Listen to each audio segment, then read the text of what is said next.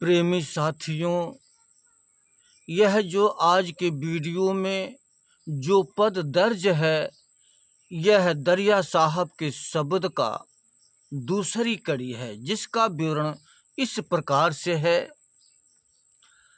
साध संग और राम भजना बिना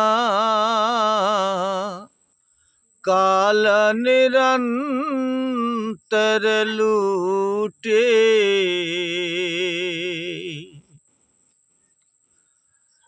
दरिया साहब जी हम सभी जीवों को समझाते हैं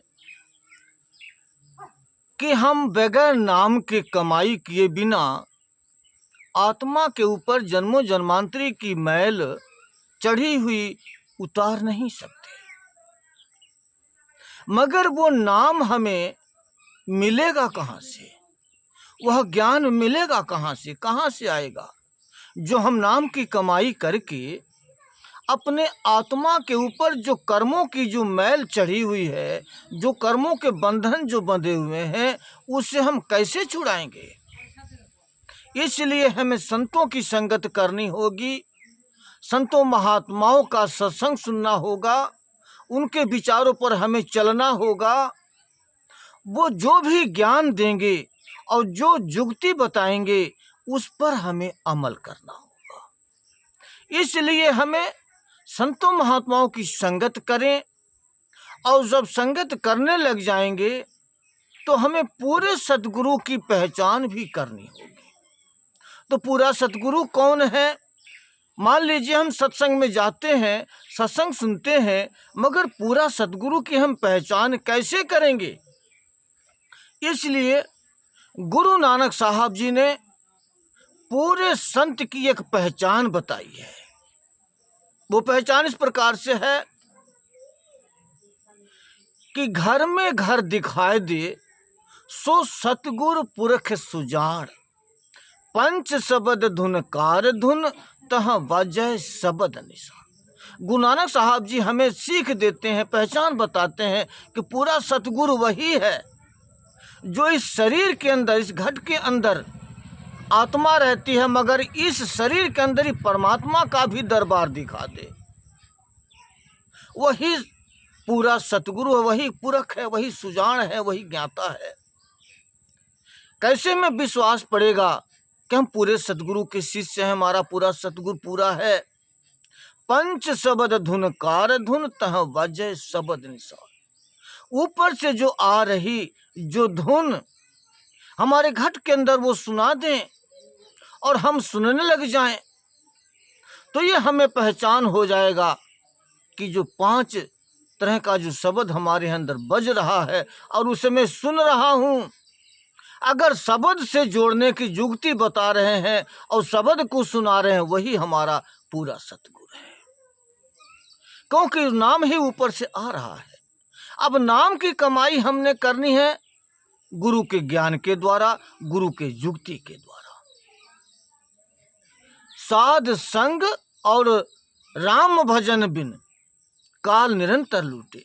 जब हम गुरु के ज्ञान के द्वारा, गुरु के जुक्ति के द्वारा हम जब जुक्ति अपनाएंगे, 9 द्वारों से खींचकर आत्मा को जब 10वें द्वार में लाएंगे और उस सूरत, अपने सूरत को उस शब्द से जोड़ने का जब प्रयास करेंगे, तब हमारा वह राम, उस परमात्मा का भजन बनेगा। राम अयोध्यावासी राम नहीं।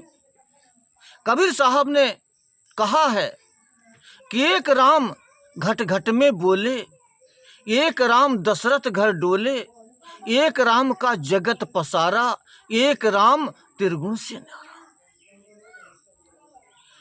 वह राम, अयोध्यावासी राम की बात यहाँ नहीं कही, यहाँ तो बात कही है उस जो निर्गुण से भी न्यारा है, जो निराकार निर्लेप सदा एक रस रहने वाला, अंदर बाहर हर जगह मौजूद है। ऐसे परमात्मा की बात की, ऐसे राम की बात की। और उस राम की बात वो जब निराकार है तो उसका नाम भी निराकार है, नहीं अक्षर है, वह लिखने पढ़ने में नहीं आता, अनलिखित कानून है, अनबोली भाषा है। उस नाम का सुमिरन करना है, उस नाम की कमाई करनी है, उसका भजन करना है। जब हम उस नाम की कमाई करने लग जाएंगे तो जो काल, जो निरंतर जो हमारे घट के अंदर सदियों सदियों से हमारी दौलत लूटता आया है, जो अमृत पीता आया है, वो हमारी दौलत बच जाएगी। वो आत्मा उस दौलत को पीने लगेगी, उस अमृत को आत्मा पीने लग जाएगी। और जब आत्मा को, जब गुरु को ताकत मिलेगी तो मन के ऊपर अंकुश लगाएगी, क्योंकि मन ही काल है। मन के ऊपर अंकुश लगाएगी।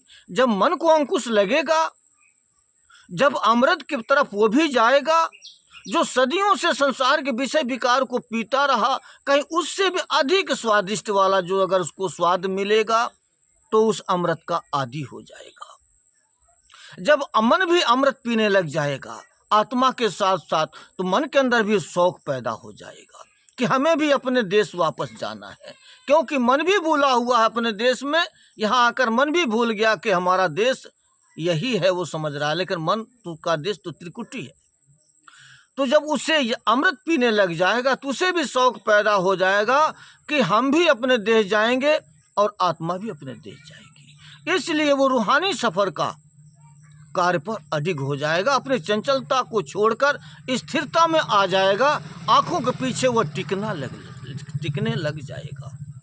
जब आत्मा की और मन की ऐसी दशा होगी तो जो निरंतर जो काल, जो हमारे उस दौलत को लूट रहा है, श्वास रूपी पूंजी को लूट रहा है, जो हमारा समय बर्बाद करता रहा है, विषय विकार में फंसा कर जो काल के गाल में जो झोंक रहा है, तो ये मन जो है स्वतः उस काल से बचाव करेगा, अपने आप को अपने देश जाने का कार्य करेगा, आत्मा का हुक्म मान करके आत्मा का दास बन जाएगा। जो आत्मा आदेश करेगा उसी आदेश का ये पालन करके वही कर्म करेगा, और एक दिन अपने मानवता को कायम करके अपने मानव जीवन को सफल करने का ये मार्ग लेगा।